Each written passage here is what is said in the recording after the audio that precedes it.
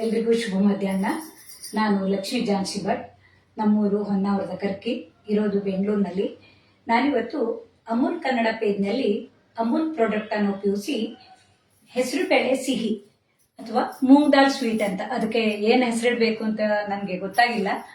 ನಾನೊಂದು ಸಾಮಾಜಿಕ ಜಾಲತಾಣದಲ್ಲಿ ಅಂದರೆ ಯೂಟ್ಯೂಬ್ನಲ್ಲಿ ನೋಡಿದವಾಗ ತುಂಬ ಚೆನ್ನಾಗಿರ್ತದೆ ಅಂತ ಅದನ್ನ ಮಾಡಿದ್ದೆ. ಹಾಗೆ ನಿಮ್ಮೊಡನೆಯೂ ಮಾಡಿ ತೋರಿಸೋಣ ಅಂತೇಳಿ ತೋರಿಸ್ತಾ ಇದ್ದೀನಿ. ಅದಕ್ಕೆ ಏನು ಹೆಸರಿಡಬೇಕು ಅಂತ ನೀವೇ ಬೇಕಿದ್ರೆ ಹೇಳ್ಬೋದು. ಅಂದ್ರೆ ನೋಡೋಕೆ ಜಾಮೂನ್ ತರ ಇರುತ್ತೆ, ಆದ್ರೆ ತಿನ್ನೋಕೆ ಅದರ ಒಳಗಡೆ ಸ್ಟಫಿಂಗ್ ಇರುತ್ತೆ, ಕಾಯಿ ಬೆಲ್ಲದ್ದು. ಹಾಗಾಗಿ ಅದೊಂದು ಹೊಸ ರೀತಿ ಇದು, ಮತ್ತೆ ಆರೋಗ್ಯಕರವಾಗಿದ್ದಂತ ಈ ಸಿಹಿ ತಿಂಡಿಯನ್ನ ನಿಮ್ಗೆ ಮಾಡಿ ತೋರಿಸ್ತಾ ಇದ್ದೀನಿ. ಅದಕ್ಕಾಗಿ ನಾನಿವತ್ತು ಅಮೂಲ್ ಪ್ರಾಡಕ್ಟ್ ಅಲ್ಲಿ ಅಮೂಲ್ ಸೋನಾ ಮಸೂರಿ ಅಕ್ಕಿಯನ್ನ ಮನೆಯಲ್ಲೇ ಹಿಟ್ಟನ್ನ ತಯಾರು ಮಾಡ್ಕೊಂಡಿದ್ದೀನಿ. ಅಂದ್ರೆ ಈ ಅಕ್ಕಿಯನ್ನ ತೊಳೆದ್ಬಿಟ್ಟು ಬಟ್ಟೆ ಮೇಲೆ ಹರಡಿ ಸ್ವಲ್ಪ ಹಸಿ ಇರುವಾಗಲೇ ಮಿಕ್ಸಿ ಜಾರ್ನಲ್ಲಿ ಹಾಕೊಂಡ್ರೆ ನುಣ್ಣನೆಯ ಪುಡಿ ಆಗತ್ತೆ. ನಮ್ಗೆ ಇಡ್ಲಿ ರವೆ ಬೇಕು ಅಂದ್ರೆ ಅದನ್ನೇ ಸ್ವಲ್ಪ ತರಿ ಮಾಡ್ಕೊಂಡ್ರಾಯ್ತು. ನಾನು ನುಣ್ಣನೆಯ ಪುಡಿ ಮಾಡ್ಕೊಂಡಿದ್ದೀನಿ. ತುಂಬಾ ಪಡಬೇಕು ಅಂದ್ರೆ ಇದನ್ನ ಅಕ್ಕಿಯನ್ನ ತೊಳೆದ್ಬಿಟ್ಟು ಗಿರಣಿಯಲ್ಲಿ ಕೊಟ್ರೆ ನುಣ್ಣನೆಯ ಅಕ್ಕಿ ಹಿಟ್ಟು ಸಿದ್ಧ ಆಗತ್ತೆ. ಆ ಅಕ್ಕಿ ಹಿಟ್ಟನ್ನ ತಗೊಂಡಿದ್ದೀನಿ. ಹಾಗೆ ಸಿಹಿಗಾಗಿ ಅಮೂಲ್ ಆರ್ಗ್ಯಾನಿಕ್ ಶುಗರ್ ಅನ್ನ ತಗೊಂಡಿದ್ದೀನಿ. ಮತ್ತೆ ಅಮೂಲ್ ಪ್ಯೂರ್ ಘೀ ಅನ್ನ ತಗೊಂಡಿದ್ದೀನಿ, ಅಂದ್ರೆ ತುಪ್ಪವನ್ನು ತಗೊಂಡಿದ್ದೀನಿ. ಹಾಗೆ ಅಮೂಲ್ ಮೂಂಗ್ ದಾಲ್ ಅನ್ನ ಉಪಯೋಗಿಸ್ತಾ ಇದ್ದೀನಿ. ಆರ್ಗ್ಯಾನಿಕ್ ಮೂಂಗ್ ದಾಲ್ ಆಗಿದೆ, ಅಂದ್ರೆ ಹೆಸರು ಬೇಳೆ ಆಗಿದೆ. ಈ ಹೆಸರು ಬೇಳೆ ಆರೋಗ್ಯಕ್ಕೆ ತುಂಬಾ ತಂಪಾಗಿರುತ್ತೆ. ಮಕ್ಕಳಿಗಂತೂ ನಾನು ಮೊದಲೇ ಹೇಳ್ದಂಗೆ 6 ತಿಂಗಳ ನಂತರ ಮಕ್ಕಳಿಗೆ ಎರಡನೇ ಆಹಾರವಾಗಿ ತಾಯಿಯ ಎದೆ ಹಾಲಿನ ನಂತರ ಕೊಡೋಕೆ ಇದು ಒಳ್ಳೆಯ ಧಾನ್ಯ ಅಲ್ಲ, ಕಾಳಾಗಿದೆ. ಇದನ್ನ ಉಪಯೋಗಿಸಿ ನಾನು ಮಾಡೋದು ಹೇಗೆ ಅಂತ ತೋರಿಸ್ತೀನಿ. ಇದಕ್ಕಾಗಿ ಮೊದಲಿಗೆ ನಾನು ಲೈವ್ ಪ್ರೋಗ್ರಾಮ್ ಆಗಿರೋದ್ರಿಂದ ಹೆಸರು ಬೇಳೆಯನ್ನ ಮೊದಲಿಗೆ ಬೇಯಿಸಿಟ್ಕೊಂಡಿದ್ದೀನಿ. ನೋಡಿ, ಚಿಕ್ಕ ಲೋಟದಲ್ಲಿ ಹೆಸರು ಬೇಳೆ ಹಾಕಿದ್ದು ಎಷ್ಟು ನುಣ್ಣಗಾಗಿ ಬೆಂದಿದೆ. ನಾನು ಮಿಕ್ಸಿಗೆ ಹಾಕಬೇಕು ಅಂತಲೇ ಇಲ್ಲ, ಆ ರೀತಿ ನುಣ್ಣಗೆ ಬೆಂದಿದೆ. ಇದನ್ನೇ ಮಕ್ಕಳಿಗೆ ಆಹಾರವಾಗೂ ಕೊಡಬಹುದು, ಅಥವಾ ನಾವು ತವೆ ಅಥವಾ ಸಾಂಬಾರ್ ಮಾಡುವಾಗಲೂ ಈ ಹೆಸರು ಬೇಳೆಯನ್ನ ಉಪಯೋಗಿಸ್ಕೊಳ್ಬಹುದು. ಇದರಿಂದ ಮಾಡೋದು ಹೇಗೆ ಅಂತ ತೋರಿಸ್ತೀನಿ. ನೋಡಿ, ನಾನು ಈ ರೀತಿ ರುಬ್ಬೋ ಬದಲಿಗೆ ಸೌಟ್ನಿಂದಲೇ ಈ ರೀತಿ ನುಣ್ಣಗೆ ಮಾಡ್ಕೊಳ್ತೀನಿ. ಇದಕ್ಕೆ ಅಕ್ಕಿ ಹಿಟ್ಟನ್ನು ಹಾಕಿ ಕಲಿಸ್ಬೇಕಾಗತ್ತೆ. ಸ್ವರೂಪ ಹಾಯ್.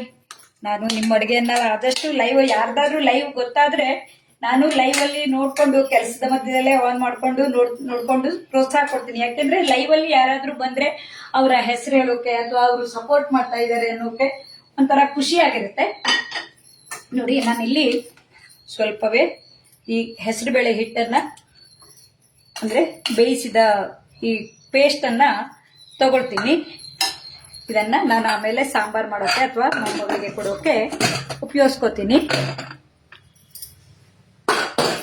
ಆಮೇಲೆ ಇದಕ್ಕೆ ರುಚಿಗೆ ತಕ್ಕಷ್ಟು ಉಪ್ಪನ್ನು ಹಾಕೋಬೇಕು. ಯಾವುದೇ ಸ್ವೀಟ್ ಮಾಡುವಾಗ ಸ್ವಲ್ಪ ಉಪ್ಪನ್ನು ಹಾಕಿದ್ರೆ ಚೆನ್ನಾಗಿರುತ್ತೆ, ಇಲ್ಲಾಂದ್ರೆ ಸಪ್ಪೆ ಅನ್ಸುತ್ತೆ.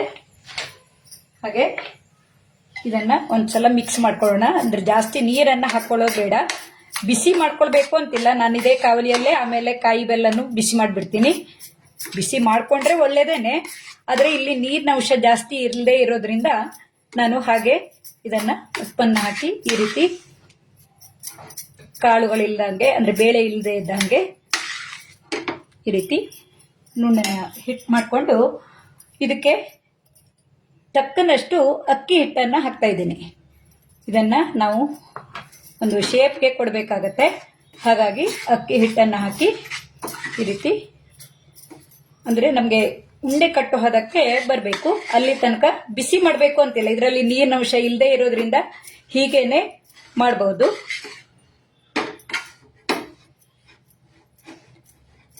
ಇದು ಉಂಡೆ ಕಟ್ಟೋ ಹದ ತನಕ ನಾವು ಈ ಅಕ್ಕಿ ಹಿಟ್ಟನ್ನು ಹಾಕಿ ಕಲಿಸ್ಕೋಬೇಕು.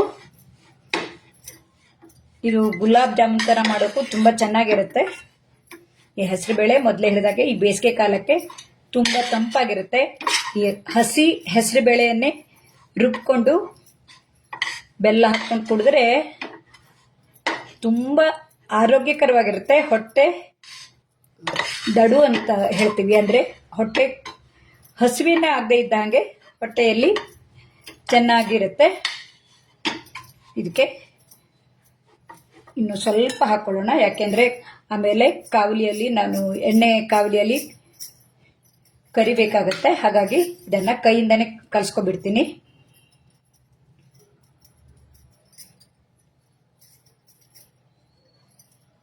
ಯಾವುದೇ ಅಡುಗೆ ಮಾಡುವಾಗ ನಾವು ಒಳ್ಳೆ ಮನಸ್ಸಿನಿಂದ ಮಾಡಿದರೆ ಅಡುಗೆ ಚೆನ್ನಾಗಿಯೇ ಬರುತ್ತೆ. ಈ ಅಮೂಲ್ ಪ್ರಾಡಕ್ಟನ್ನು ಉಪಯೋಗಿಸಿ ಏನೆಲ್ಲ ಮಾಡಬಹುದು ಅಂತ ಹಲವು ವಿಡಿಯೋಗಳಲ್ಲಿ ನೀವೆಲ್ಲ ನೋಡಿರ್ತೀರಾ. ಒಮ್ಮೆ ಲೈವಲ್ಲಿ ನೋಡಲಿಲ್ಲ ಅಂದರೆ ಆಮೇಲೂ ನೋಡಬಹುದು. ಇದಕ್ಕೆ ಸ್ವಲ್ಪ ತುಪ್ಪವನ್ನು ಹಾಕೊಳ್ತೀನಿ, ಅಮೂಲ್ ತುಪ್ಪವನ್ನು ಹಾಕೊಳ್ತೀನಿ. ಯಾಕೆ ಕೈಗೆ ಅಂಟುಕೊಳ್ಳೋದಿಲ್ಲ ಮತ್ತು ರುಚಿಯೂ ಚೆನ್ನಾಗಿ ಬರುತ್ತೆ.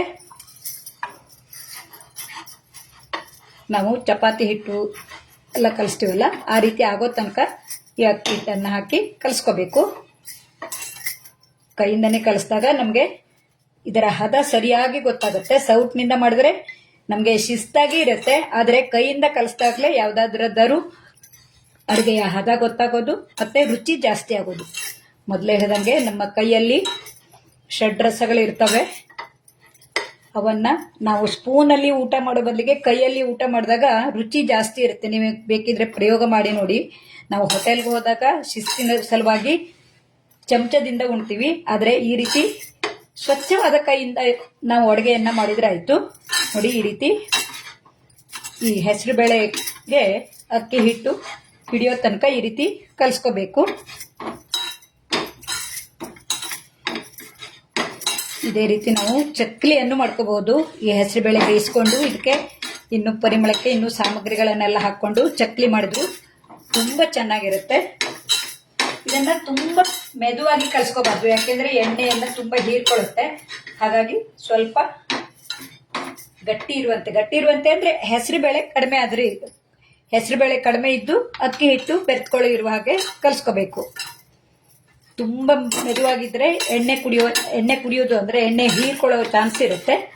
ನೋಡಿ, ಈ ರೀತಿ ನಾವು ಸ್ವಲ್ಪ ತುಪ್ಪನ್ನು ಹಾಕಿ ಕಲಿಸ್ಕೊಂಡು ಇರೋದ್ರಿಂದ ಕೈಗೂ ನೋಡಿ ತುಂಬ ಅಂಟ್ಕೊಂಡೇ ಇಲ್ಲ, ನಾವು ಸುಲಭವಾಗಿ ಬಿಡಿಸ್ಕೋಬಹುದು.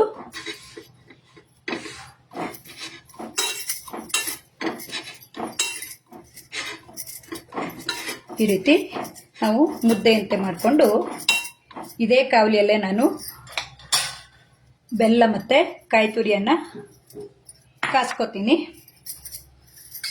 ನಾನಿಲ್ಲಿ ಹಸಿ ಕಾಯಿ ತುರಿಯನ್ನು ತೆಗೆದುಕೊಂಡಿದ್ದೀನಿ. ಏನೇನು ಸಾಮಗ್ರಿ ಬೇಕು ಅಂತ ಒಮ್ಮೆಲೆ ತೋರಿಸೋಕೆ ಅಂದರೆ ಒಂದೇ ಸಾಮಾನೆಲ್ಲ ಇಟ್ಕೊಳ್ಳೋಕೆ ನನ್ನ ಅಡುಗೆ ಮನೆ ಚಿಕ್ಕದಾಗಿದೆ, ಕಟ್ಟೆ. ಹಾಗಾಗಿ ಒಂದೊಂದೇ ಸಾಮಗ್ರಿಗಳನ್ನು ತೋರಿಸ್ತೀನಿ. ಪ್ರೊಸೆಸ್ಸು 2-3 ರೀತಿ ಇದೆ. ಅಂದರೆ ಒಮ್ಮೆ ಹಿಟ್ಟು ಕಲಿಸೋದು, ಆಮೇಲೆ ಈ ತೆಂಗಿನಕಾಯಿಗೆ ಸಿಹಿಯಾಗುವಷ್ಟು ಬೆಲ್ಲವನ್ನು ಹಾಕ್ಕೋಬೇಕು. ಇದಕ್ಕೆ ನಾನು ಬೆಲ್ಲವನ್ನು ಹಾಕ್ತಾ ಇದ್ದೀನಿ.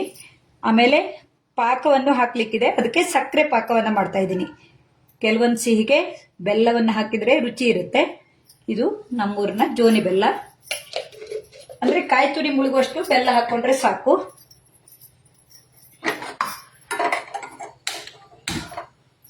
ಸಣ್ಣ ಉರಿಯಲ್ಲಿ ಇದನ್ನು ಪಾಕ ಆಗೋ ತನಕ ಕಲಿಸ್ಕೋಬೇಕು. ನಾನಿಲ್ಲಿ ಸ್ವಲ್ಪನೇ ಮಾಡ್ತಾ ಇರೋದ್ರಿಂದ ಇವೆಲ್ಲ ಸಾಮಗ್ರಿಗಳನ್ನು ಸ್ವಲ್ಪನೇ ತಗೊಂಡಿದ್ದೀನಿ.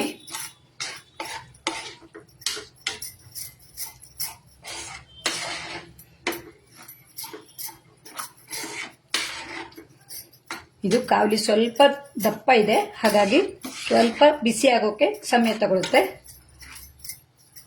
ಲೈವ್ ಅಡುಗೆ ಆಗಿರೋದ್ರಿಂದ ಕೆಲವೊಂದೆಲ್ಲ ನಾವು ಗಮನವಿಟ್ಟು ನೋಡಲೇಬೇಕಾಗತ್ತೆ, ಮಾಡಲೇಬೇಕಾಗತ್ತೆ. ಯಾಕೆಂದರೆ ಎಲ್ಲವನ್ನ ಮೊದಲೇ ಮಾಡಿಟ್ಕೊಂಡ್ರೆ ಅದರಲ್ಲಿ ತೋರಿಸೋದು ಏನೂ ಇರೋದಿಲ್ಲ. ಕೆಲವೊಂದೆಲ್ಲ ಲೈವ್ ಅಡುಗೆಯಲ್ಲಿ ತೋರಿಸಿದ್ರೆ ನಮಗೂ ಖುಷಿ ಇರುತ್ತೆ ಮತ್ತು ಸಮಯನೂ ನಮಗೆ ಮನೆಯಲ್ಲಿ ಉಳಿದ ಕೆಲಸದ ಜೊತೆಗೆ ಒಂದು ಉಳಿತಾಯನೂ ಆಗಿರುತ್ತೆ. ಮತ್ತು 2 ಸಲ ಮಾಡಿ ತೋರಿಸೋ ಬದಲಿಗೆ ಕೆಲವೊಂದೆಲ್ಲ ನಾವು ಫ್ರೀಜರ್ನಲ್ಲಿ ಇಡಬೇಕು ಅಂಥದ್ದನ್ನೆಲ್ಲ ಮೊದಲೇ ಮಾಡಿಟ್ಕೋಬಹುದು.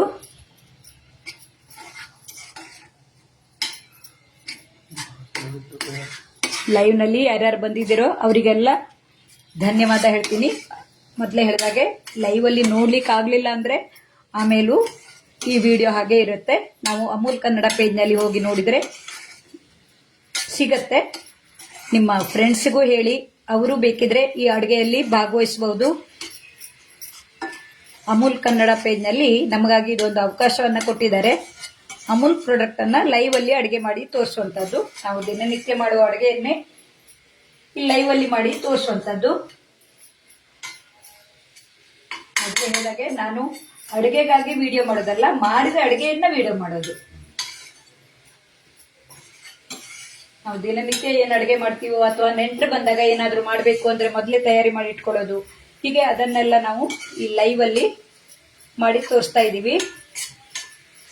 ದಿನಕ್ಕೆ 3-4 ರೀತಿಯ ಅಮೂಲ್ ಪ್ರಾಡಕ್ಟ್ ನ ಅಡುಗೆಗಳಿರ್ತವೆ. ಇದು ಸ್ವಲ್ಪ ನೀರು ಆರೋ ತನಕ, ಅಂದ್ರೆ ನಮ್ದಿದು ಜೋನಿ ಬೆಲ್ಲ ಆಗಿರೋದ್ರಿಂದ ನಾನು ನೀರನ್ನ ಹಾಕಿಲ್ಲ. ಇದು ಕಾಯಿ ತುರಿಯ ನೀರನ್ನ ಬಿಟ್ಕೊಳ್ಳುತ್ತೆ. ಇದು ದಪ್ಪನಾಗೋ ತನಕ, ಅಂದ್ರೆ ಪಾಕ ಬರೋ ತನಕ ಸ್ವಲ್ಪ ಬಿಸಿ ಮಾಡ್ಕೋಬೇಕು.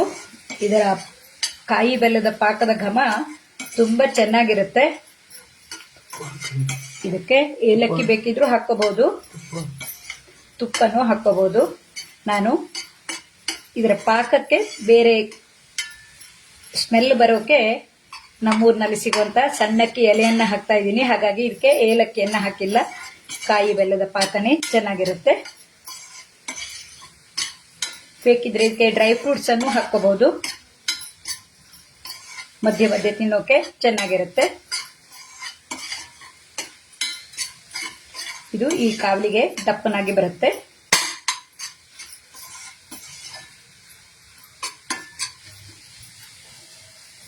ಇದರ ಘಮ ತುಂಬಾ ಚೆನ್ನಾಗಿರುತ್ತೆ. ಇದು ಜಾಸ್ತಿ ಇದ್ರೂ ನಾವು ಬೇರೆ ಅಡುಗೆಗೆಲ್ಲ ಉಪಯೋಗಿಸ್ಕೋಬಹುದು.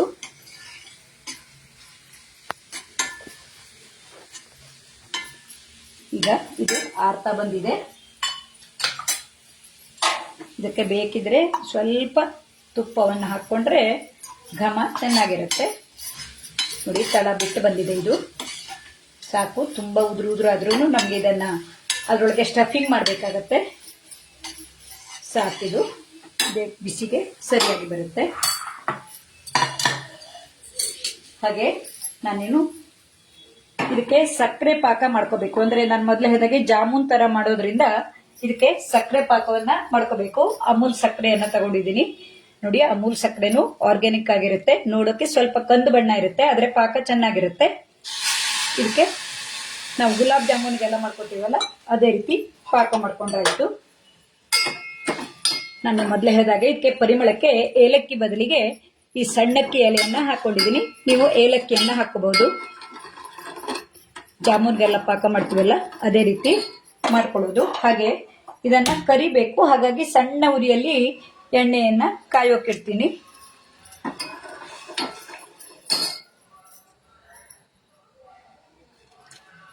ಸಕ್ಕರೆ ಮುಳುಗುವಷ್ಟು ನೀರು ಬೇಕಾಗತ್ತೆ.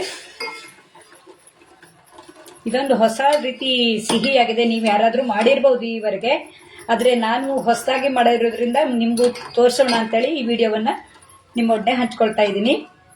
ಇದೊಂದು ತುಂಬಾ ಚೆನ್ನಾಗಿರೋ ಸಿಹಿಯಾಗಿತ್ತು. ಮಾಮೂಲಿ ನಾವು ಉಂಡೆ, ಪಾಯಸ ಅಂತದೆಲ್ಲ ಮಾಡ್ತೀವಿ, ಆದ್ರೆ ಇದು ಒಂದು ಹೊಸ ರೀತಿಯಾಗಿರೋದ್ರಿಂದ ಇದನ್ನ ತೋರಿಸ್ತಾ ಇದ್ದೀನಿ. ಸ್ವಲ್ಪ ಸಕ್ಕರೆ ಪಾಕ ಗಟ್ಟಿಯಾದಂಗ ಅನಿಸ್ತು, ಹಾಗಾಗಿ ಸ್ವಲ್ಪ ನೀರನ್ನ ಹಾಕಿದ್ದೀನಿ. ನೋಡಿ, ಸಕ್ಕರೆನು ಬೆಲ್ಲ ತರನೇ ಕಾಣಿಸುತ್ತೆ. ಯಾಕೆಂದ್ರೆ ನಾವು ಇದು ಆರ್ಗ್ಯಾನಿಕ್ ಆಗಿರೋದ್ರಿಂದ ಇದನ್ನ ಬ್ಲೀಚ್ ಮಾಡಿಲ್ಲ. ಹಾಗಾಗಿ ಇದೇ ಕಲರ್ ನಲ್ಲಿ ಇದೆ. ಅಂದ್ರೆ ಕಬ್ಬಿನ ಹಾಲಿಂದ ಮಾಡಿರುವಂತದ್ದು ಇರುತ್ತೆ.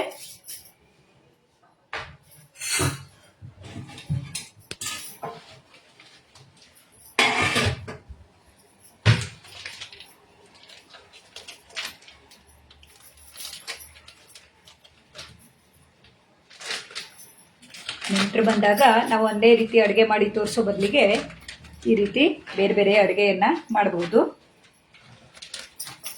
ಇದು ಪಾಕ. ಈ ಸಕ್ಕರೆ ಕರಗಿ ಸ್ವಲ್ಪ ಕುದಿ ಬಂದ್ರೆ ಸಾಕು. ಸ್ವಲ್ಪ ದಪ್ಪನಾಗೇ ಇದೆ. ತುಂಬಾ ದಪ್ಪನಾಗಿದ್ರೆ ಹೀರ್ಕೊಳ್ಳೋಕೆ ಸಮಯ ತಗೊಳುತ್ತೆ. ಗುಲಾಬ್ ಜಾಮೂನ್ ತರ ಇರೋದು. ನಾನು ಇದಕ್ಕೆ ಈ ಕಾಯಿ ಬೆಲ್ಲಕ್ಕೆ ಸ್ವಲ್ಪ ಗೋಡಂಬಿಯನ್ನು ಹಾಕ್ತೀನಿ ರುಚಿ ಆಗೋಕೆ. ಮೊದಲೇ ಪುಡಿ ಮಾಡ್ಕೊಳ್ಳೋಕೆ ಮರ್ತೆ ನಾನು.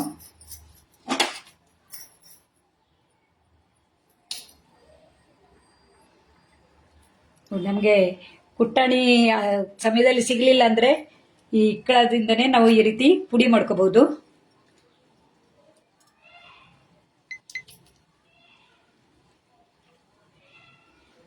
ಸಕ್ಕರೆ ಪಾಕ ಅದು ಚೆನ್ನಾಗಿ ಕುದಿದ್ರೆ ಸಾಕು, ತುಂಬ ಪಾಕ ಬರಬೇಕಂತಿಲ್ಲ.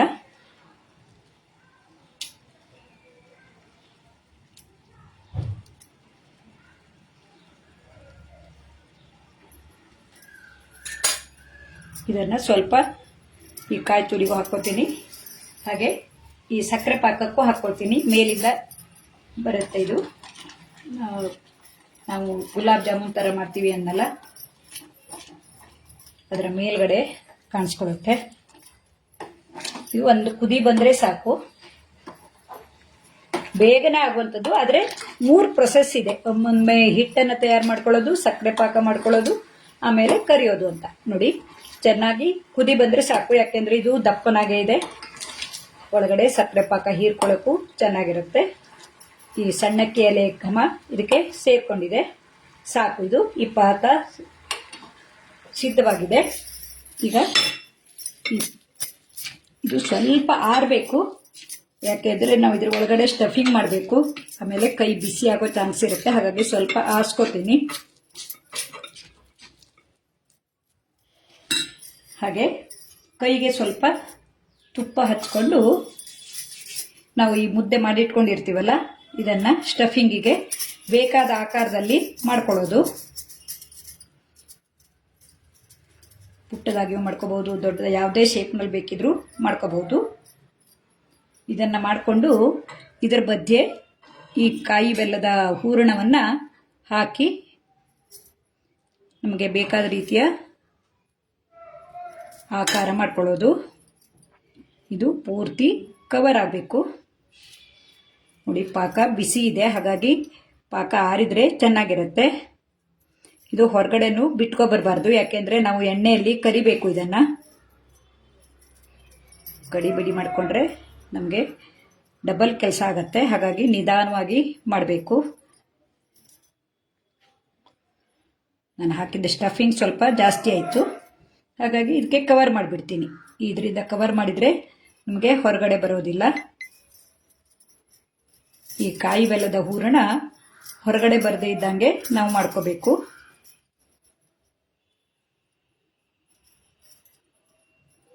ಇಲ್ಲಾಂದರೆ ಎಣ್ಣೆಯಲ್ಲಿ ಬಿಟ್ಕೊಂಡು ನಮಗೆ ಎಣ್ಣೆ ಇನ್ನೊಂದು ಕರಿವಾಗ ಕಷ್ಟ ಆಗತ್ತೆ. ನೋಡೋಣ, ಇದು ಬಿಟ್ಕೊಂಡು ಬರ್ತದೆ ಅಂದರೆ ನಾನು ಬೇರೆ ಒಂದು ಮಾಡಿಟ್ಕೋತೀನಿ.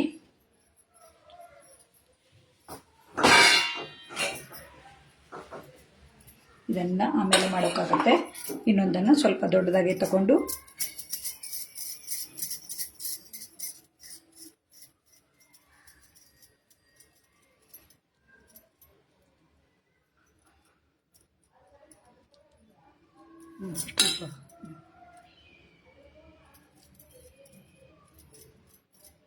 ಈ ಕಾಯಿ ಬೆಲ್ಲದ ಹೂರಣ ನಮಗೆ ರುಚಿ ಹೆಚ್ಚೋಕೆ ಮಾಡೋದು.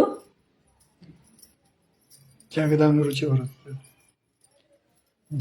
ರುಚಿ ಬರುತ್ತೆ, ತಿಂದಂಗೆ ರುಚಿಯಾಗಿ ಬರುತ್ತೆ. ನಮಗೆ ಬೇಕಾದ ಆಕಾರದಲ್ಲಿ ಇದನ್ನ ಮಾಡ್ಕೊಂಡ್ರಾಯ್ತು. ರೌಂಡ್ ಆಗು ಮಾಡ್ಕೋಬಹುದು, ಇದು ಚೌಕಾಕಾರ ಮಾಡ್ಕೋಬಹುದು.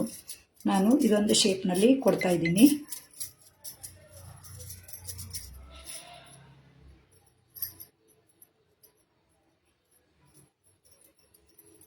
ಎಣ್ಣೆ ಕಾಯ್ತಾ ಇದೆ.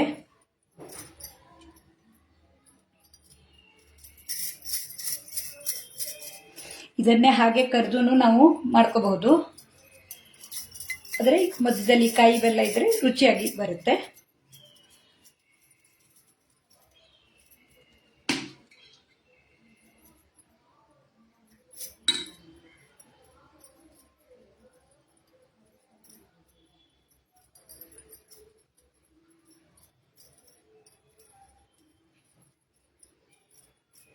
ಕಾಯಿ ಬೆಲ್ಲ ಹೊರಗಡೆ ಬರದೇ ಇರೋ ಹಾಗೆ ನಾವು ಮಾಡಬೇಕು.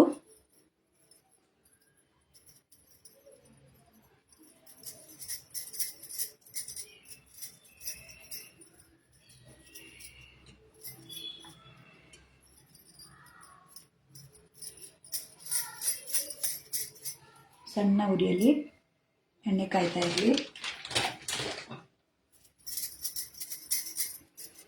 ಮಾಮೂಲಿ ನಾವು ಹೆಸರುಬೇಳೆ ಹಲ್ವಾ ಥರನೋ ಅದೆಲ್ಲ ಮಾಡೋ ಬದಲಿಗೆ ಈ ರೀತಿ ಮಾಡಿದರೆ ರುಚಿನೂ ಚೆನ್ನಾಗಿರುತ್ತೆ, ನೋಡೋಕ್ಕೂ ಖುಷಿಯಾಗಿರುತ್ತೆ. ಇದನ್ನು ಮಾಮೂಲಿ ರೌಂಡ್ ಆಗಿಯೂ ಮಾಡಿ ತೋರಿಸ್ತೀನಿ. ಮೋದಕ ಥರನೂ ಮಾಡ್ಕೋಬಹುದು. ಈ ರೀತಿ ನಮ್ಗೆ ಬೇಕಾದ ಆಕಾರದಲ್ಲಿ ನಾವು ಮಾಡ್ಕೋಬಹುದು. ಇದಕ್ಕೆ ಏನು ಹೆಸರು ಹೇಳಬೇಕು ಅಂತ ಗೊತ್ತಾಗದೆ ನಾನು ಮೂಂಗ್ ದಾಲ್ ಸ್ವೀಟ್ ಅಂತ ಹೇಳಿದ್ದೀನಿ. ನೋಡಿ, ಮೋದಕ ಥರನೂ ಮಾಡ್ಕೋಬಹುದು.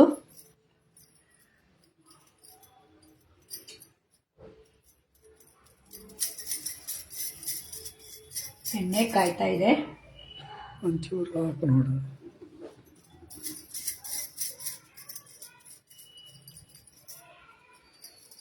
ಇದಿಷ್ಟು ಮಾಡೋ ತನಕ ಲೇಟ್ ಆಗುತ್ತೆ. ಹಾಗಾಗಿ ನಾನು ಒಂದು 4-5 ಅಷ್ಟೇ ಮಾಡಿ ತೋರಿಸ್ತೀನಿ. ಇದನ್ನು ಮೋದಕದ ಶೇಪ್ನಲ್ಲಿ ಮಾಡಿ ತೋರಿಸ್ತೀನಿ. ನಮಗೆ ಯಾವ ಶೇಪ್ನಲ್ಲಿ ಬೇಕೋ ಆ ಶೇಪ್ನಲ್ಲಿ ಮಾಡ್ಕೋಬಹುದು. ಯಾಕೆಂದರೆ ಈ ಹೆಸರುಬೇಳೆ ಅಕ್ಕಿ ಹಿಟ್ಟಿನ ಜೊತೆ ಸೇರಿಕೊಂಡು ನಮಗೆ ಬೇಕಾದ ಆಕಾರ ಮಾಡೋಕ್ಕೆ ಸಾಧ್ಯ ಆಗುತ್ತೆ. ಸ್ವಲ್ಪ ದಪ್ಪನಾಗಿ ತಗೋಬೇಕು ಅಷ್ಟೇ. ನೋಡಿ, ಈಗ ಎಣ್ಣೆ ಕಾದಿದೆ. ಇದರಲ್ಲಿ ಹಾಕ್ತೀನಿ. ಸ್ವಲ್ಪ ಎಣ್ಣೆ ಬಿಸಿಯಾಗಿದ್ದು ಜಾಸ್ತಿ ಆಯಿತು. ಒಮ್ಮೆ ನಾನು ಉರಿ ಆರಿಸ್ಕೊತೀನಿ. ಯಾಕೆಂದರೆ ಇದು ಸ್ವೀಟ್ ಆಗಿರೋದ್ರಿಂದ ಬೇಗನೆ ಬೆಂದು ಬಂದು ಕಲರ್ ಹೆಚ್ಚು ಕಡಿಮೆ ಆಗುತ್ತೆ.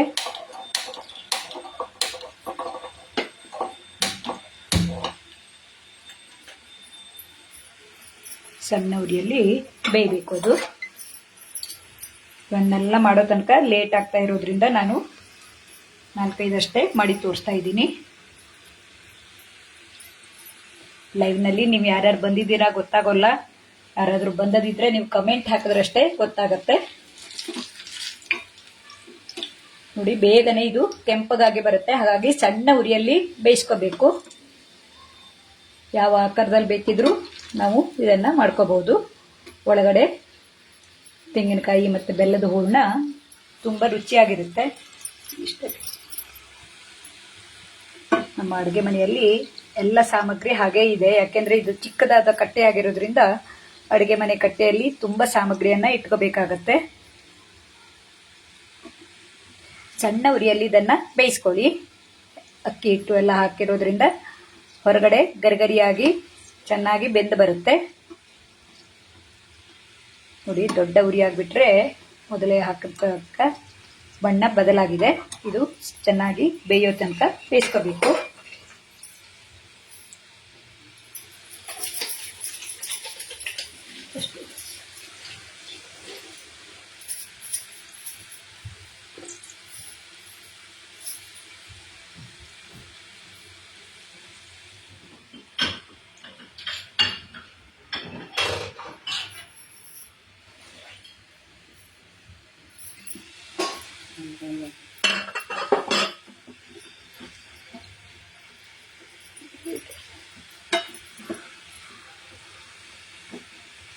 ಈ ಅಮೂಲ್ ಕನ್ನಡ ಪೇಜ್ನಲ್ಲಿ ತುಂಬ ಮಂದಿ ಅಡುಗೆ ಮಾಡಿರೋದನ್ನ ನೋಡಿರ್ತೀರಾ.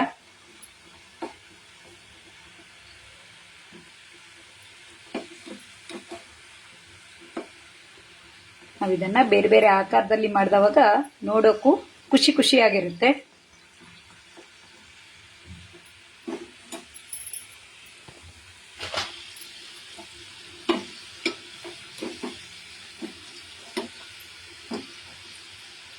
ಇದು ಎಣ್ಣೆ ಆರೋ ತನಕ ನಾವು ಬೇಯಿಸ್ಕೋಬೇಕು.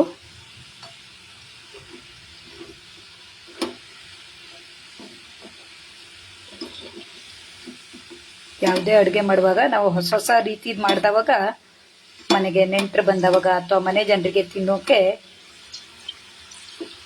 ಏನು ಮಾಮೂಲಿ ಅಡುಗೆ ಮಾಡೋ ಬದಲಿಗೆ ಬೇರೆದು ಮಾಡಿದ್ದಾರೆ ಅಂತ ಖುಷಿ ಆಗತ್ತೆ.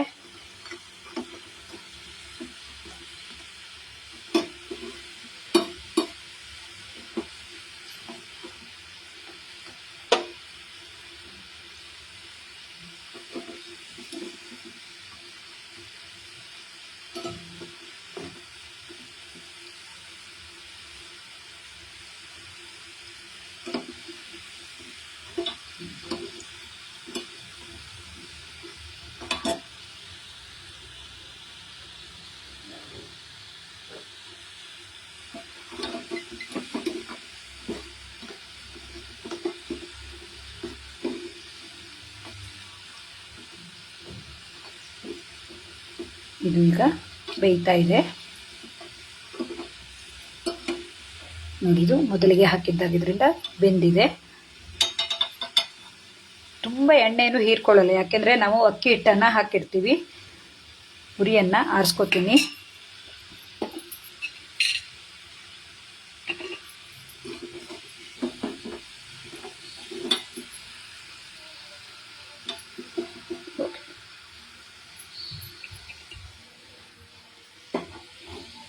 ನೋಡಿ, ಕಾಯಿ ಬೆಲ್ಲನ ನಾವು ಸರಿಯಾಗಿ ತುಂಬದೇ ಇದ್ದರೆ ಹೊರಗಡೆ ಬರುವ ಸಂಭವ ಇರುತ್ತೆ. ಹಾಗಾಗಿ ನೋಡಿಕೊಂಡು ಸ್ಟಫಿಂಗ್ ಮಾಡಬೇಕು.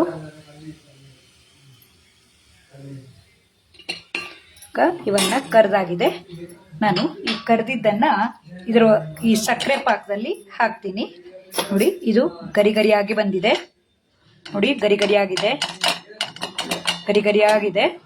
ಇದನ್ನು ಸಕ್ಕರೆ ಪಾಕದಲ್ಲಿ ಹಾಕಿದವಾಗ ಸ್ವಲ್ಪ ಹೊತ್ತು ಈ ಸಕ್ಕರೆ ಪಾಕದಲ್ಲಿ ನೆನೆದ್ರೆ ಸಕ್ಕರೆ ಈ ಹೊರಗಿನ ಭಾಗಕ್ಕೆ ಸಕ್ಕರೆ ಪಾಕ ಹೀರ್ಕೊಂಡು ತಿನ್ನೋಕೆ ಗುಲಾಬ್ ಜಾಮೂನ್ ಥರ ಇರುತ್ತೆ.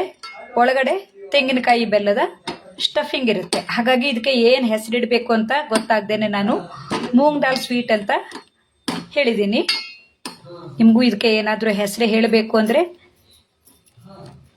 ಯಾವ ಹೆಸರು ಇಟ್ಟರೆ ಚೆನ್ನಾಗಿರುತ್ತೆ ಅಂತ ಹೇಳ್ಬೋದು. ನೋಡಿ, ಮೋದಕ ಅಂತಲೂ ಹೇಳ್ಬೋದು. ಮೋದಕದ ಆಕಾರ ಕೊಟ್ಟಿದ್ದೀನಿ. ಇದು ಒಂಥರ ಓವಲ್ ಶೇಪ್ನಲ್ಲಿ ಗುಲಾಬ್ ಜಾಮೂನ್ ಥರ ಮಾಡಿದ್ದೀನಿ. ನಾವು ಇದಕ್ಕೆ ಹೊರಗಡೆ ಡೆಸಿಕೇಟೆಡ್ ಕೋಕೋನಟ್ ಪೌಡರ್ ಹಾಕ್ಕೊಂಡ್ರೆ ಇದ್ರ ಮೇಲ್ಗಡೆ ಎಲ್ಲ ಕೂತ್ಕೊಂಡು ಚೆನ್ನಾಗಿರುತ್ತೆ. ಅಥವಾ ಡ್ರೈ ಫ್ರೂಟ್ಸನ್ನೇ ಇನ್ನೂ ತುಂಬ ಹಾಕ್ಕೊಂಡ್ರೂ ಚೆನ್ನಾಗಿರುತ್ತೆ. ಸ್ವಲ್ಪ ಪಾಕ ಹೀರೋ ತನಕ ಇದನ್ನು ಈ ರೀತಿ ಸಕ್ಕರೆ ಪಾಕದಲ್ಲಿ ಇಟ್ಟರಾಯ್ತು. ಹೊರಗಿನ ಭಾಗ ಸಿಹಿಯಾಗಿರುತ್ತೆ, ಒಳಗಡೆ ಕಾಯಿ ಬೆಲ್ಲ ಇರುತ್ತೆ.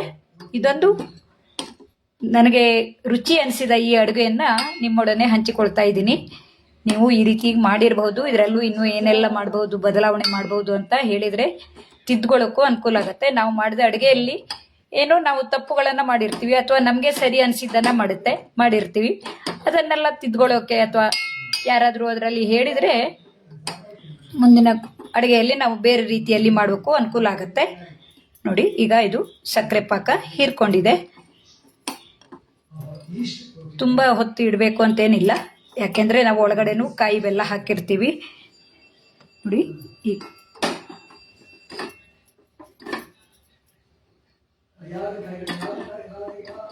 ಉಳಿದದ್ದನ್ನೆಲ್ಲ ಆಮೇಲೆ ಮಾಡ್ತೀನಿ ನಾನು. ಈಗ ಬಿಸಿ ಬಿಸಿ ಇದೆ, ತಿನ್ನೋಕೆ ಬಾಯಿ ಸುಡುತ್ತೆ. ಹಾಗಾಗಿ ಆರಿದ ಮೇಲೆ ತಿನ್ನಬೇಕಾಗತ್ತೆ. ಒಳಗಡೆ ಕಾಯಿ ಬೆಲ್ಲ ಯಾವ ರೀತಿ ಇರುತ್ತೆ ಅಂತ ತೋರಿಸ್ತೀನಿ.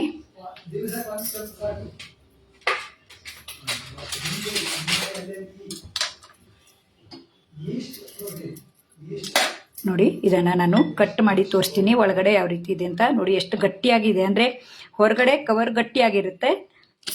ನೋಡಿ, ಒಳಗಡೆ ತೆಂಗಿನಕಾಯಿ ಮತ್ತು ಬೆಲ್ಲದ ಹೂರ್ಣ ಇರುತ್ತೆ, ಹೊರಗಡೆ ಸಕ್ಕರೆ ಪಾಕ ಇರುತ್ತೆ. ಈ ಸಿಹಿ ನೀವು ಒಮ್ಮೆ ಮಾಡಿ ನೋಡಿ, ಯಾಕೆಂದರೆ ಈ ಸಿಹಿಯನ್ನು ನಾನು ಮಾಡಿದಾಗ ತುಂಬ ಚೆನ್ನಾಗಿ ಬಂದಿತ್ತು. ಈ ಮನೆಯವರಿಗೂ ಎಲ್ಲ ಟೇಸ್ಟ್ ನೋಡಿದಾಗ ಚೆನ್ನಾಗಿದೆ ಅಂದಿದ್ರು. ಹಾಗಾಗಿ ಇದನ್ನು ನಿಮ್ಮೊಡೆ ನೀವು ಮಾಡಿ ತೋರಿಸ್ತಾ ಇದ್ದೀನಿ. ಹಾಗೆ ಇದಕ್ಕೆ ಅಮೂಲ್ ಪ್ರಾಡಕ್ಟನ್ನು ಉಪಯೋಗಿಸಿದ್ದು. ಈ ಅಮೂಲ್ ಪ್ರಾಡಕ್ಟು ಅಷ್ಟೇ ನಾವು ನಗರದಲ್ಲಿರುವವರಿಗೆ ಬೇಗನೆ ಸಿಗತ್ತೆ. ನೋಡಿ, ಇದಕ್ಕೆ ಸಕ್ಕರೆ, ಮೂಂಗ್ ದಾಲ್ ಅಂದರೆ ಹೆಸರುಬೇಳೆ, ಅಕ್ಕಿ ಹಿಟ್ಟು ಮತ್ತು ತುಪ್ಪ ಇವಿಷ್ಟನ್ನು ಬಳಸಿ ಮಾಡಿರುವಂಥದ್ದು. ಈ ಅಮೂಲ್ ಪ್ರಾಡಕ್ಟನ್ನು ಉಪಯೋಗಿಸಿ ಮಾಡಿದಂತಹ ಈ ಸಿಹಿಯು ನಿಮಗೂ ಖುಷಿಯಾಗಿರಬಹುದು. ಮುಂದಿನ ವಿಡಿಯೋದಲ್ಲಿ ನಾನು ಈವರೆಗೆ ಸುಮಾರು 10-15 ರೀತಿ ಮಾಡಿದ್ದೀನಿ. ಎಲ್ಲರೂ ಚೆನ್ನಾಗಿದೆ ಅಂತ ನನಗೆ ಸಿಕ್ಕಿದಾಗ ಅಥವಾ ಮೆಸೇಜ್ನಲ್ಲಿ ಎಲ್ಲ ಹೇಳ್ತಾ ಇರ್ತಾರೆ. ನೀವು ಇವನ್ನೆಲ್ಲ ಮಾಡಿ ನೋಡಿ ಹೇಗೆ ಬಂತು ಹೇಳೋದನ್ನು ತಿಳಿಸೋಕ್ಕೆ ಮರೆಯದಿರಿ. ನಿಮ್ಮೆಲ್ಲರ ಪ್ರೋತ್ಸಾಹವೇ ಇಂತಹ ವಿಡಿಯೋ ಮಾಡೋಕ್ಕೆ ಉತ್ಸಾಹವನ್ನು ಕೊಡುತ್ತೆ. ಈ ಅಮೂಲ್ ಲೈವ್ನಲ್ಲಿ ನಮಗೆ ಅಡುಗೆ ಮಾಡೋಕ್ಕೆ ಇಂತಹ ಅವಕಾಶ ಕೊಟ್ಟಿದ್ದ ಅಮೂಲ್ ಕನ್ನಡ ತಂಡದವರಿಗೆ, ನಮಗೆ ನೇರ ಸಂಪರ್ಕದಲ್ಲಿರುವವರು ಸಮೀರ್ ಮತ್ತು ನಂದಿನಿ ಅವರು, ಇವರಿಗೆಲ್ಲ ಧನ್ಯವಾದವನ್ನು ಹೇಳ್ತಾ, ಲೈವ್ನಲ್ಲಿ ಯಾರ್ಯಾರು ನೋಡ್ತಾ ಇದ್ದೀರೋ ಅಥವಾ ಲೈವ್ ಮುಗಿದ ಮೇಲೂ ನೋಡ್ಬೋದಲ್ಲ, ಅದೆಲ್ಲ ಯಾರು ನೋಡ್ತೀರೋ ಅವರಿಗೆಲ್ಲ ಧನ್ಯವಾದವನ್ನು ಹೇಳ್ತಾ ಈ ವಿಡಿಯೋವನ್ನು ಮುಗಿಸ್ತಾ ಇದ್ದೀನಿ. ತಮ್ಮೆಲ್ಲರ ಪ್ರೋತ್ಸಾಹಕ್ಕೆ ಇನ್ನೊಮ್ಮೆ ಧನ್ಯವಾದಗಳು. Thank you. ಈ ಸಿಹಿಗೆ ಏನಾದರೂ ಹೆಸರನ್ನು ಹೇಳಿದರೆ ನೀವು ಕಮೆಂಟ್ ಮೂಲಕ ಹೇಳಿ.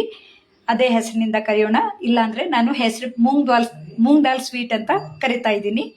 ತುಂಬ ರುಚಿಯಾಗಿರುತ್ತೆ. ಥ್ಯಾಂಕ್ ಯು ನಿಮ್ಮೆಲ್ಲರ ಪ್ರೋತ್ಸಾಹಕ್ಕೆ. ಹೇಳಿದ ಎಲ್ಲವ ಈ ವಾರು ಮತ್ತು ಇದನ್ನೆಲ್ಲ ಎಫೆಕ್ಟ್ ಎಲ್ಲೆಲ್ಲೂ ಎಂತೆಂಥದ್ದು ಏನೇನೋ ಹೌದದ ಹೇಳಿದೆ ಮತ್ತೆ ಹಾಕಿದ ಹಂಗೆ